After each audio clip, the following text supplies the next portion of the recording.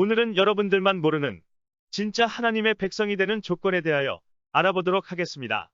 개신교나 천주교 다니신 분들은 다 하나님의 백성이라고 자부합니다. 과연 그럴까요?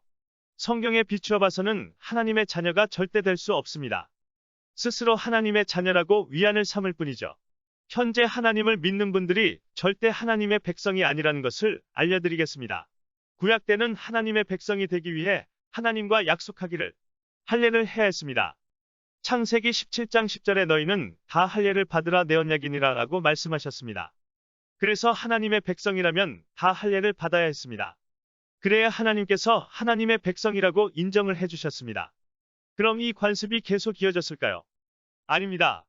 신약에 들어와서는 물로 세례를 받아야만 하나님의 백성이 되었습니다. 회개하고 물로 씻음을 받았습니다. 세례 요한으로부터 시작되었지요. 물론 예수님도 세례 요한에게 가서 물로 세례를 받았습니다. 그래서 지금까지 많은 기독교인들이 물로 세례를 받고 있습니다. 그래야 하나님의 백성이 되는 줄로 생각하기 때문입니다. 그러나 예수님은 오셔서 성령으로 세례를 주셨습니다. 마가복음 1장 8절에서도 세례 요한이 예수님의 하시는 일을 증거하실 때 예수님은 성령으로 세례를 주실 것이라 라고 증거하였습니다. 그리고 사도행전에 보면 예수님의 제자들도 성령으로 세례를 주었습니다. 그래야 하나님의 백성이 되고 자녀가 되니까요. 다시 정리해보면 하나님의 백성이 되기 위해 하나님을 믿는 것은 기본이요. 구약 때는 할례를 받아야 했고 세례 요한 때는 물로 세례를 받아야 했고 예수님이 오신 뒤로는 성령으로 세례를 받아야 합니다.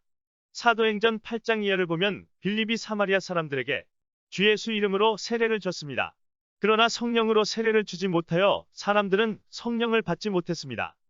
그래서 베드로와 요한이 사마리아에 가서 성령으로 세례를 주어야만 했습니다. 여러분들은 성령으로 세례를 받아보았습니까?